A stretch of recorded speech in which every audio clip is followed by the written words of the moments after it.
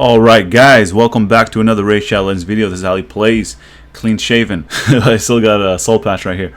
So, we're doing another in-depth guide / review of the free-to-play character SkullSworn. So this character is from my brother's account, Killicast. So shout out to Killicast for investing so many resources into a free-to-play champion. So SkullSworn is a rare champion. You can get him from, I think it was the 3rd stage. Let's go find out before we talk. 2nd stage. So you can get SkullSworn from here, right here. He drops the Sewers of Arnok, where you get your offense gear. You can get him from there. So yeah, he's easy to skill up. So you don't have to waste skill books. But to speed up the process, I would use skill books on him. But that's just me. If you guys want to do it even more free to play, then you guys can farm. Alright, so as always, we're going to go over his skills, artifacts, and masteries. And then we're going to review him, but we're going to review him from a free-to-play perspective. So we're not going to be giving him low scores compared to epics and legendaries, things like that. So we're going to rate him as a rare free-to-play champion, and we're going to check his recommended artifacts. Alright, so SkullSworn is part of the Lizardman faction. He's Force Affinity. He's an attack-type rare champion. Some of you guys may know him as one of the requirements for the Rajan Scarhide fusion. So his first move is Vicious Rip. It attacks an enemy twice, and he has a 20% chance of placing an extra hit. So this is where my brother was intrigued with this kit when he saw that he has a 20% chance of placing an extra hit. He saw that he can hit more than 3 times.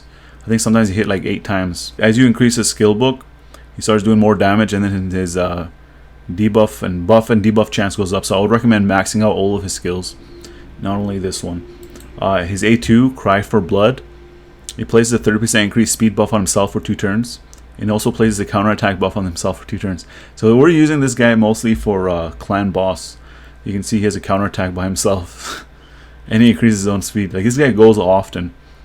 And yeah, I would recommend increasing the skill level, because the cooldown goes down by 3, which is pretty massive. And Feral Hunter, his passive ability. He fills his turn meter by 15% on critical hits. Fills his champion's turn meter by 50% if the champion kills an enemy. So, yeah, so if you see that if he kills an enemy, he gains 50% turn meter. That is automatically, you can use that guy for campaign. So for free-to-play players, this guy is going to be very good. And filling turn meter by 15% on critical hits is very good for clan boss as well. Alright, so that's it for the skills. Let's go over his artifact. So we're going with life steal and crit rate. So you want his crit rate to be at 100%. That's guaranteed. So if you're looking for, since we're using lifesteal, you're going to be looking for a lot of substats that have crit rate on them. Also speed, and you want some survivability, so you're going to look for HP and defense percentages. So let's look at his weapon here. He has speed on it. He has HP percentage, so that's good. 11 speed is very good. His helmet, he's got 10 speed, 10 attack plus 10%. If you want to use him in arena, you can go for crit damage, but he really shines in clan boss. Crit rate is 9% here, speed is 9, HP percentage is 9, so that's like a perfect artifact for him. And you want to go with crit rate primary on his gloves. We got speed on it, and we got attack percentage, which we don't really need attack percentage on the clan boss, but that's fine. Chest plate, you can either go defense percentage or HP percentage, preferably HP percentage, but that's up to you, whichever one you have with the proper substats. So we have crit rate here and speed. And then for the boots, speed primary, and we got defense percentage here, and we got crit rate as well. So we don't really have a better option for his ring, but you guys, if you have a better option, just look for substats. So we got HP on the primary. Substats are not that good either, but yeah, look for substats. Maybe get some HP percentage on there, defense percentage, things like that. We went with the crit damage amulet. You can either go crit damage, HP, whatever, as long as you I don't know why it's the crit damage one, but as long as you have good substats, that doesn't matter. The banner, he's using attack banner because of the substats on here. There's 9 speed and there's 4% HP. So if you have anything that has good substats, I would recommend using it. He doesn't need accuracy, he doesn't need attack for clan boss. I guess if you can get HP or defense, that would be good. That's a good total stats. So you're looking for 100% crit rate so that you can get that turn meter. So he's at 101%, that's fine. His speed is 174, That could be higher, but that's fine. He has a lot of good substats on speed. And he has a turn meter booster as well for Clan Boss. I think he's using Apothecary as well, so that should be fine. Defense 1,636 and HP 22,503. Those are the stats that matter. Alright, so let's review SkullSworn. So for campaign locations, because of that ability that he has where he fills his turn meter by and his crit rate, through his crit rate by 15%, and also he gains 50% turn meter when he kills an enemy, I would rate him very, very high for campaign, especially if you're using a lifesteal set that we have right now. So technically I would give him a 5, but he has no AoEs, but he is very, very good. And he also has counterattack. Arena offense, I'll give him a 4. He could be even better than 4 if we're going the free-to-play route. Fire Knight's Castle, I'll give him a 4 as well. He has a double hit. His extra hits do not count as hits. Only his first 2 hits. That's why he's not rated a 5 out of 5. Arena defense, I'll give him a 4 as well. Minotaur's Labyrinth, 4.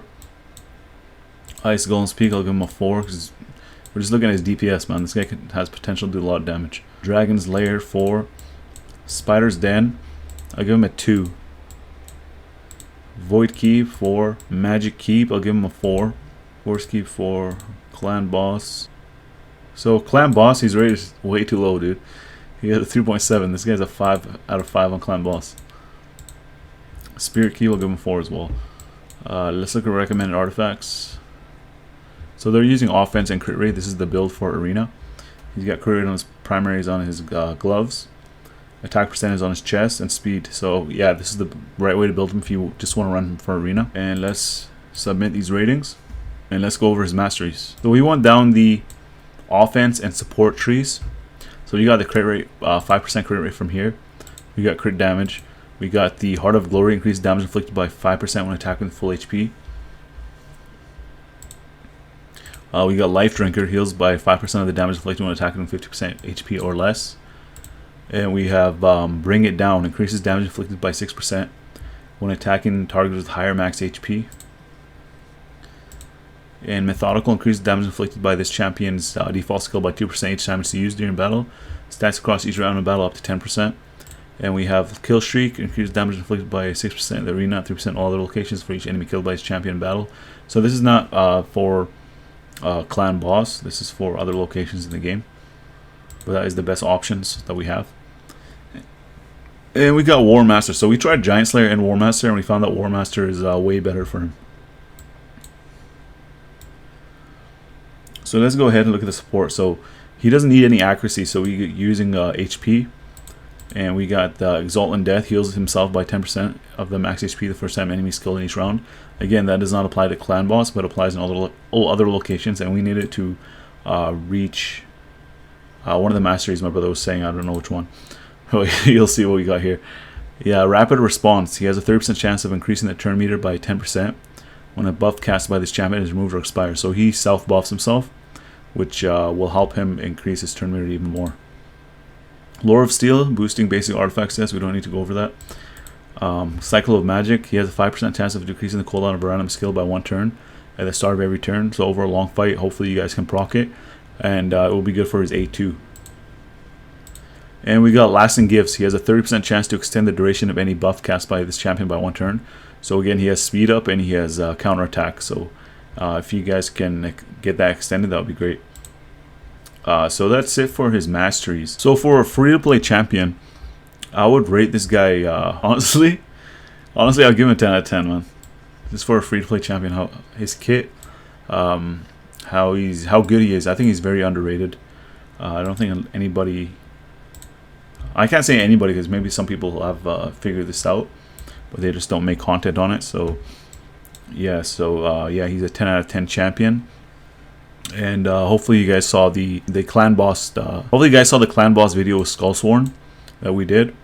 He did a crazy amount of damage, especially for a free-to-play champion. So if you guys don't have anybody else on your Clan Boss team, you guys can farm SkullSworn, and you guys can use him.